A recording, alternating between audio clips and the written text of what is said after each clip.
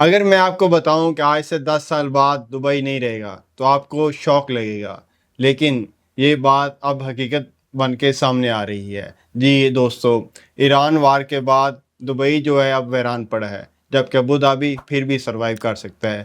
آئیے یہ سمجھتے ہیں ہم اس ویڈیو میں۔ پہلی بات یہ ہے کہ جو دبئی ہے وہ اس پرومس پہ بنا تھا کہ اس میں سرمایہ ہمیشہ آتا رہے گا اور یہ شہر جو ہے تھرائیو کرتا رہے گا، لیکن ایران وار کے چلتے ہوئے یہ شہر جو ہے یہ اب ویران پڑا ہے۔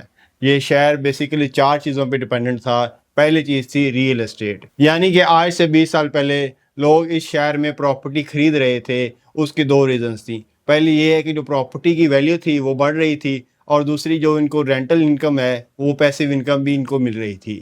لیکن اب جیسا کہ ایران وار سٹارٹ ہوئی ہے، دبئی پہ اٹیکس ہوئے ہیں، تو اب جو کافی اپارٹمنٹس جو ہیں وہ خالی پڑے ہیں۔ اور دوسرا سیکٹر جس پہ دبئی ریلائی کر رہا تھا وہ تھی ٹریڈ اینڈ ٹرانس شپمنٹ۔ آپ کو پتہ ہے دبئی کی ایک اسٹریٹجک لوکیشن ہے، یہاں سے ایسٹ سے ویسٹ جاتی ہوئی جتنی بھی شپس تھیں یہاں پہ رکتی تھیں۔ اس وجہ سے دبئی کو کافی زر مبادلہ جو ہے وہ ملتا تھا۔ لیکن اب ایران وار کے چلتے ہوئے اور اسٹریٹ آف ہرموز کے بند ہونے کی وجہ سے جو کمپنیز تھیں انہوں نے الٹرنیٹیو روٹس بنا لیے۔ اگر آج بھی اسٹریٹ آف ہرموز اوپن ہو جائے، لیکن پھر بھی 11,000 کمپنیز جنہوں نے الٹرنیٹیو روٹس بنا لیے ہیں وہ دبئی میں واپس نہیں آئیں گی۔ اور دبئی کی جو اکانومی تھی اس کا جو تیسرا پلر تھا وہ تھا ہوٹل اینڈ ہاسپٹیلٹی۔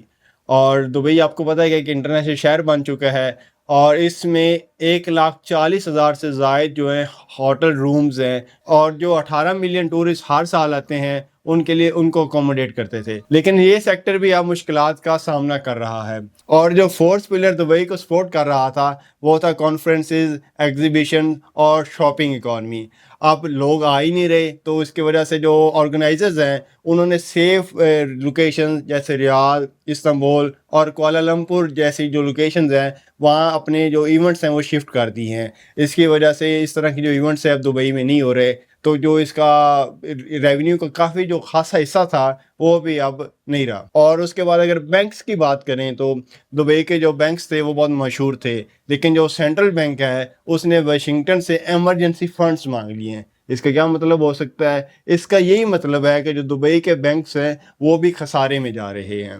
تو ان سب چیزوں کو اگر ہم کنیکٹ کریں تو ہمیں بات سمجھ آتی ہے، ایک ایسا شہر، ایک مصنوعی شہر جو کہ ہر مہینے $2 بلین اپنے اوپر خرچ کر رہا ہے، وہ شہر اب ڈوبتا دکھائی دے رہا ہے۔ اور دوسری جانب ابوظہبی جو کہ آئل اکانومی پہ ڈیپینڈنٹ ہے، وہ ہو سکتا ہے 2050 تک تھرائیو کر جائے، لیکن جو یہ شہر ہے دبئی، مجھے لگ رہا ہے کہ اس کے دن گنے چاہ چکے ہیں۔